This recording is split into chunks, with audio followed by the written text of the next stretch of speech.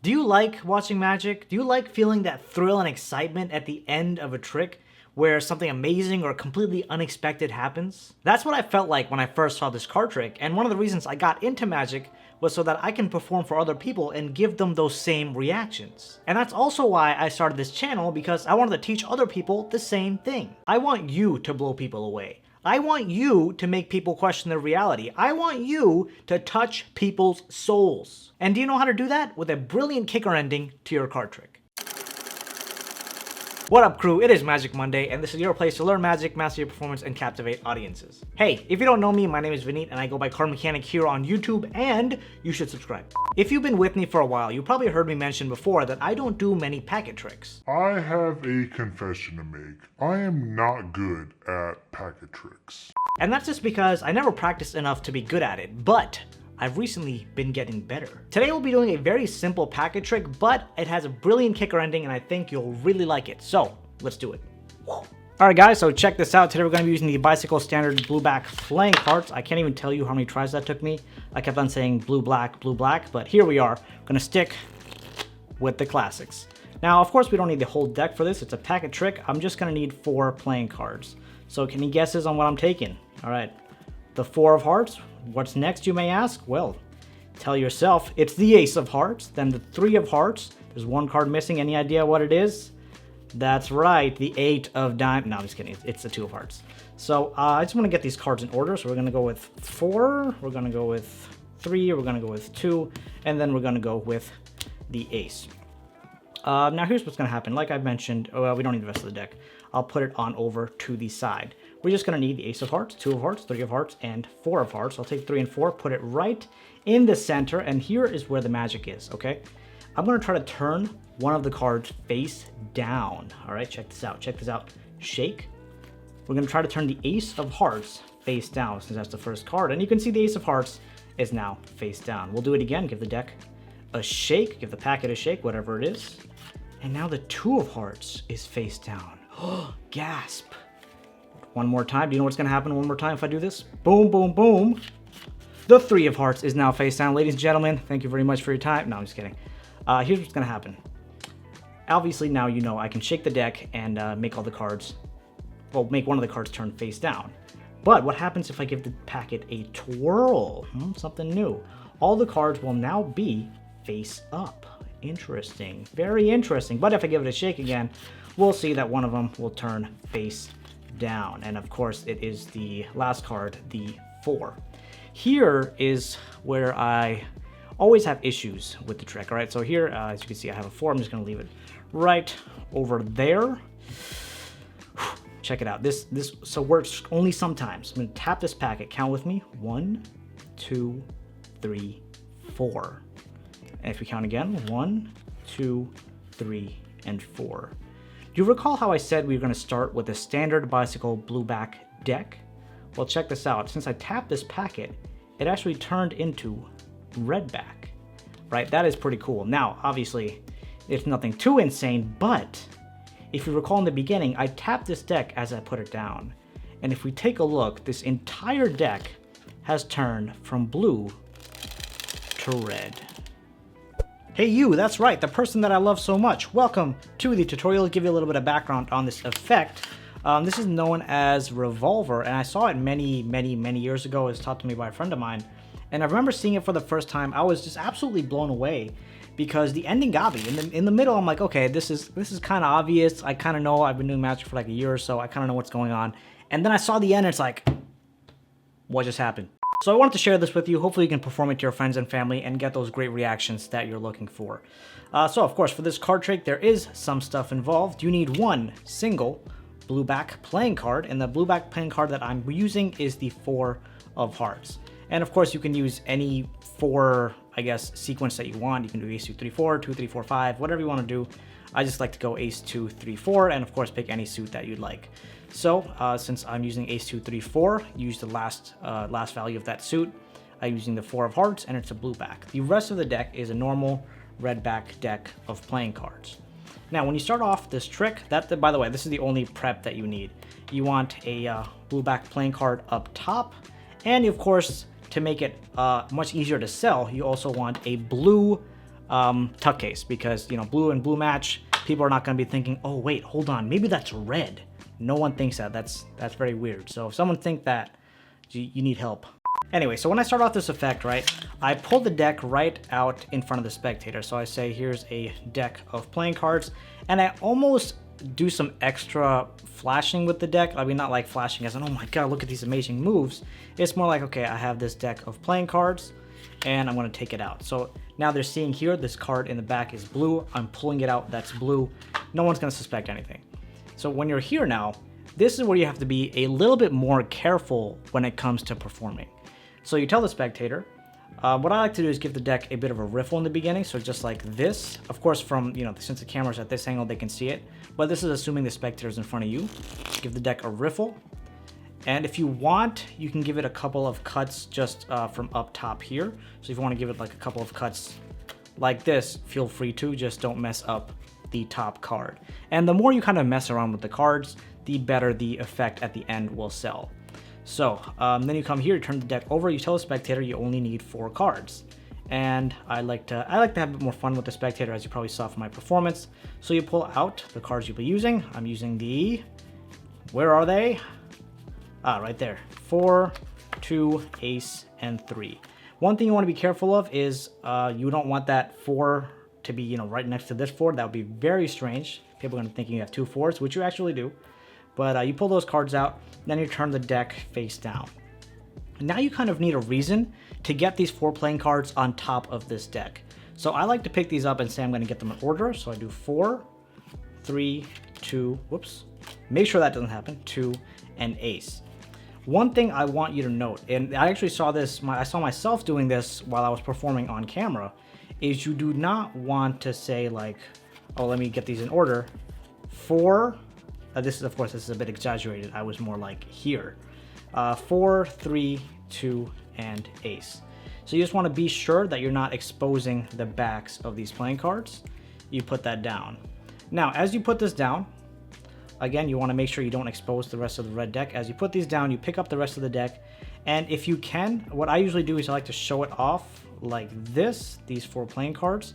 And as I'm showing this off, I usually grab a pinky break right around here, right underneath the top blue card. And it's easier to do while you're in motion. In front of camera, it's a bit difficult. So in front of camera, I kind of just did a count with my thumb, make sure I counted out 5 cards. And if you have to do that, feel free to do that as well, because it's really not too weird considering the fact that you're counting off 4 cards. So you grab the packet of 5 cards, ace, 2, 3, 4, and the other blue 4. You pick that up, and now you want to do what's known as a wrist kill, where as you lift this up, you're turning this face down. So again, assuming the spectator is in front of me, I lift this up. I make sure when I lift this up, I'm not leaving this like this, otherwise they'd see a random 4 there. I turn this face up, so ace of hearts face up. My dominant hand, the hand that's holding the deck, non-dominant hand that's holding the deck, wrist down, put it on over to the side. And because of how I like to do this effect, I give the deck a tap saying we're not gonna use that deck, or I'll leave that deck right over there, we don't really need it. And now the attention comes to the packet in your hand. And this is a very simple trick. So I'm just gonna walk through it pretty quickly, and I want you to, as I'm walking through it, I want you to kind of think of how you'd like to go about performing it, right? Because if you go off my performance, if you go off someone else's performance, yeah, you can do that, but it's a lot more fun when you throw in your own twists and I guess your own personality into the trick. So starting off, you're holding the deck in a biddle grip like this in your dominant hand, thumb on bottom, ring finger, middle finger on top, and you count off 4 cards. Using your thumb here, you're kind of grabbing like this. 1, 2, 3, and you show the 4th card. This 4th card, of course, is a double, as you can see. You want to make sure that does not expose. So 1, 2, 3, 4. Now you say I have ace of hearts, 2 of hearts, 3 of hearts, 4 of hearts.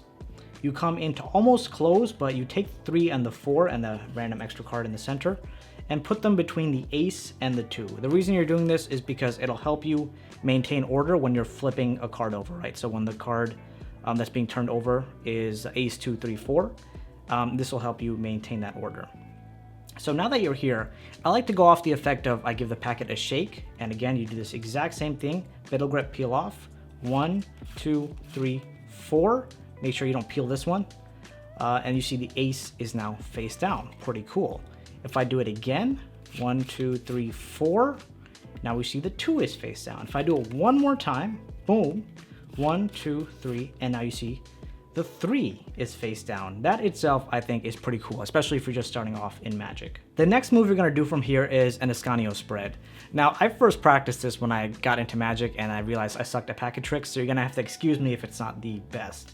But this is what's gonna happen in short. You're holding the deck in a Biddle grip, like we talked about earlier. You're gonna come over with your non-dominant hand, peel off just the 4, and we're not using the card hands in the back or the fingers in the back. Gonna peel off just the 4 like this, peel it off and down. And now using our fingers in the back, we're gonna peel off the back card here. So just like this. And using our last finger, we're gonna make one more contact. I use a middle finger here, pull off one more card to show that 4 cards are all face up. And when you close, you wanna close in the exact same way. Now again, like I said, I'm not going into full detail, but just again, real quick, Biddle grip, pull off top card, pull off back card, pull off the other back card behind this 3, and there you go. You have ace, 2, 3, 4. And now you close it up. Keep in mind the 4 is in the back, right? The normal 4 is in the back. The card that's in the back is always going to be the one that's technically face down, right? So you peel off 1, 2, 3, 4. So I like to do the shake and say these are all face up, but if I give it a shake, the 4 is now face down. At this point, again, keep in mind, make sure not to flash the bottom of any of this. And most of the time when you're doing this trick, it's going to be from like a top-down view. The spectator is going to be looking from up here and not like eye level, so you should generally be okay. So you're here. You're going to take this double here, the 2 and the 4. This is the normal red 4. You're going to take this double, put it on the bottom, and square up. And I tell the spectator, of course, as I mentioned, the last card was a 4. And I kind of contemplate what I want to do next. And while I'm contemplating, I kind of flip the 4 face up and face down, just to kind of instill in the spectator's mind that the deck is indeed blue. Then I come here, and you want to insert this 4 second to the bottom. Not on the bottom, second to the bottom. So an easy way to do that is by gripping here in a mechanics grip like this. And then you're going to come over with your index finger. You're going to pull back right here. Okay, so as you pull back, you'll see the card on the bottom kind of buckles. So you're here pulling back just like this and grab on top here. The card buckles a little bit, allowing you to insert that card on the bottom or between the bottom card and the rest of the packet. You can tell the spectator that you're just putting it on the bottom, and you go ahead and push that in. At this point, because I'm going with my tapping story, I tap the deck or tap the packet and I say the cards are now going to turn from blue to red, or they're going to change color. So I have them usually count 1, 2, 3, 4. This kind of just helps to do a bit of a build-up. And I count again, 1, 2, 3, 4. I let go here, but make sure you're grasping very firmly so this card doesn't split. And then I do a slow reveal. These cards are all red. Now at this point, I didn't really do it in my performance on camera since it's a bit more difficult. I would generally square up here, peel off the bottom card, right? The bottom card is blue, keep that in mind. And again, this is maybe a bit more advanced, but I get into a gambler's cup like this. If I'm sitting on a table, that'll allow me to shift this forward towards a spectator as I pull this back, shift this forward, pull this back. I can now drop this card in my lap, and I move that forward towards a spectator so they can take a look and realize, wow, all the cards are actually red. Now, of course, the move I just described does take a lot of practice, so if you can't do it, don't worry about it. Well, we can talk about another way of dishing the card at the end.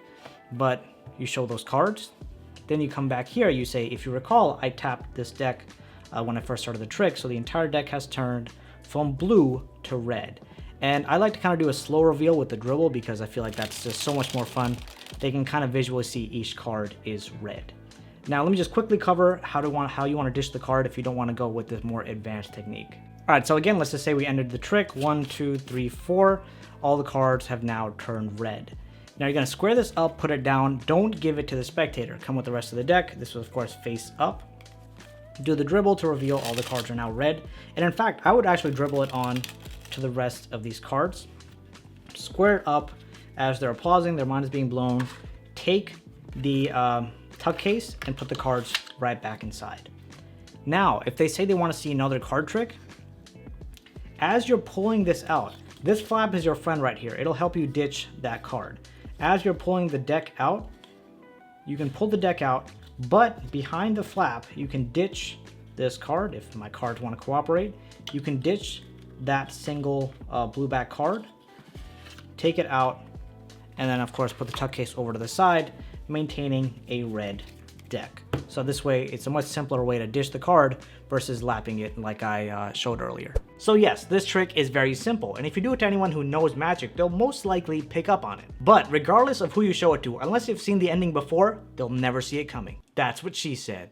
I hope you enjoyed this effect, and if you want to see another packet trick that I did fairly recently, you can check out that video right over there. I would say that it's a bit more advanced than this one, so if you're not too comfortable yet, practice this, then move on to that, and you'll be golden. Thanks so much for spending your time with me. It's always a great start to the week to have you here. Have a great day ahead, and I'll see you really soon.